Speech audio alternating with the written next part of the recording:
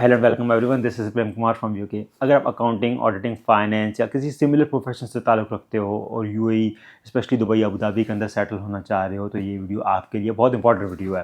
Recently social media specially LinkedIn पे आपने शायद देखा या सुना होगा कि यूएई गवर्नमेंट जो है सीएस, एसीसीएस, सीएमएस या सिमिलर प्रोफेशनल क्वालिफिकेशन अकाउंटेंट्स को वीज़ा इशू नहीं कर रही। उनकी वीज़ा रिजेक्ट हो रही है बाय मिनिस्ट्री ऑफ यूएई, जो भी है आपकी वीज़ा इशू करती है। तो ये काफ़ी सुनने में आ रहा है कि उनके पास डिग्री नहीं है, दैट्स द रीज़न कि वीज़ा रिजेक्ट हो रही है। तो इस चीज़ को हम थोड़ा सा एनालाइज़ करेंगे कि क्या रीज़न है, डिग्री की इंपॉर्टेंस क्या है मिडल ईस्ट के अंदर, स्पेशली यूएई के अंदर।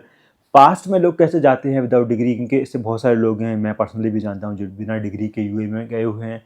और इसका ओवरऑल मकसद क्या है, आपको क्या करना चाहिए इन फ्यूचर, तो इसको थोड़ा सा हम बात करेंगे इस वीडियो के अंदर। So stay tune till the end, मैं आपको बता दूंगा exactly all the details. So number one question ये है कि क्या यूएई के अंदर डिग्री की रिक्वायरमेंट है फॉर अकाउंटिंग, ऑडिटिंग, फाइनेंस की जॉब्स के लिए? तो द आंसर इज यस। ये रिक्वायरमेंट अभी नई नहीं है, सोशल मीडिया पे अभी थोड़ा सा ज़्यादा ये हो रहा है, क्योंकि बहुत ज़्यादा लोग अभी यूएई जा रहे हैं और जो सोशल मीडिया की ट्रेंडिंग होना शुरू हो जाता है तो ऑफकोर्स ज़्यादा लोगों को पता चलता है। लेकिन ये रिक्वायरमेंट हमेशा से थी कि आपको यूएई के अंदर डिग्री की ज़रूरत है for application of the jobs in the accounting, auditing, इस तरह की कैटेगरीज के अंदर, क्योंकि वो मानते नहीं है प्रोफेशनल क्वालिफिकेशंस को डिग्री के इक्विवेलेंट। अब ये सही है गलत, ये एक अलग मैटर है। I don't agree with professional qualification not being on par with the degrees, but government की रिक्वायरमेंट है, इन एनी केस आपको वो फुलफिल करनी पड़ेगी फॉर द वीज़ा। तो पॉइंट इज, हमेशा से आपके पास रिक्वायरमेंट थी कि अगर आप अकाउंटेंट, ऑडिटर, जो बिग फोर फर्म्स के अंदर बहुत सारे लोग जाते हैं, हमारे सीएस, सीसीएस, तो उनके पास हमेशा रिक्वायरमेंट थी कि आप जो है डिग्री लेके जाओ।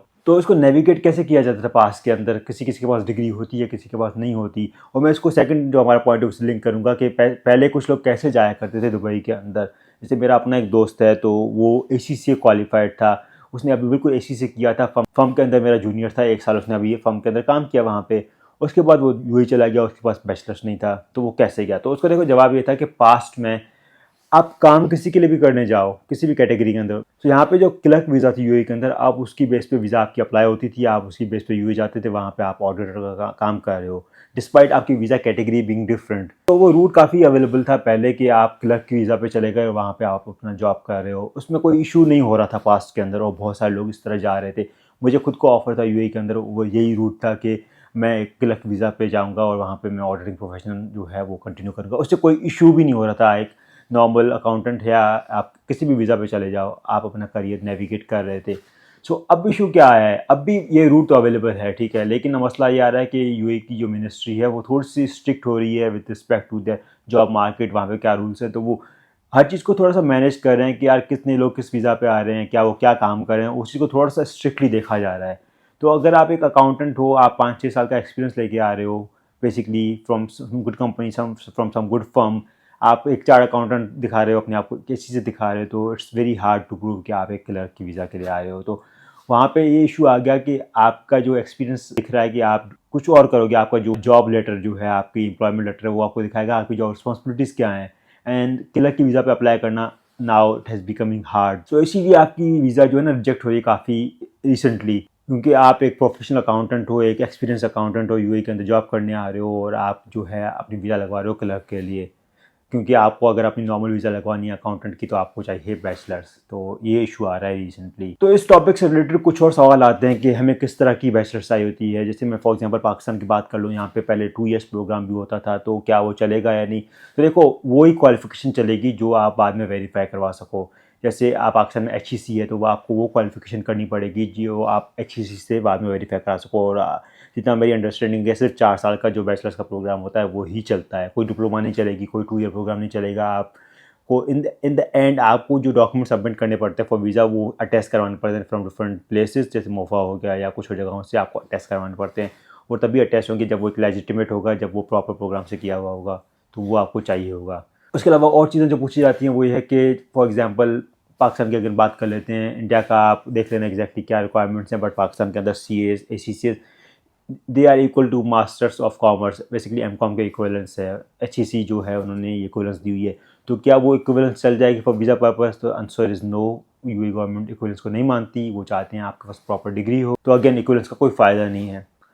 एक और सवाल इससे निकलता है कि क्या एसीसी वालों को जो ओबीयू की डिग्री मिल जाती है, क्या वो चल जाएगी? तो answer is yes.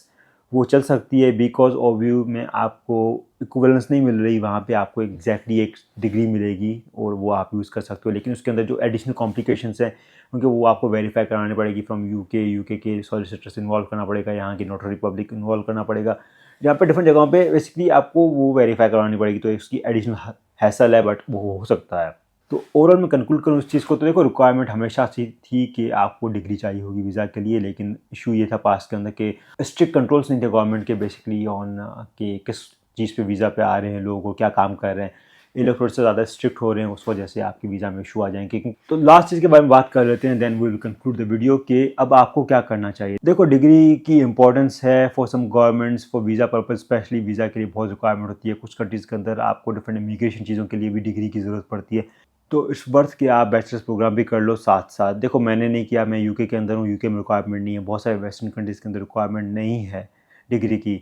But for example मैं बात करूँ यूएस के अंदर भी रिक्वायरमेंट है, मिडल ईस्ट के बहुत सारे कंट्रीज़ के अंदर डिग्री की रिक्वायरमेंट है। तो डिग्री एक रोल अपना प्ले कर रही है टू सम एक्सटेंड। अब आपको डिग्री लेनी चाहिए या नहीं वो आप पे डिपेंड करता है। नंबर वन, आप कितना पढ़ सकते हो at a time with qualification degree. Secondly, आप किस कंट्री में जाना चाहते हो तो उसकी क्या रिक्वायरमेंट्स हैं। But degree is playing a important role in some countries आप अपना करियर नेविगेट करने के लिए। हालांकि मैं डिसएग्री करता हूँ, degree shouldn't be given a preference, a privilege. Qualifications are at par at least और even more than degrees, but खैर जो रूल्स हैं वो रूल्स हैं, हम उसको नेविगेट करना पड़ेगा। Hope this helps. Thank you so much for watching.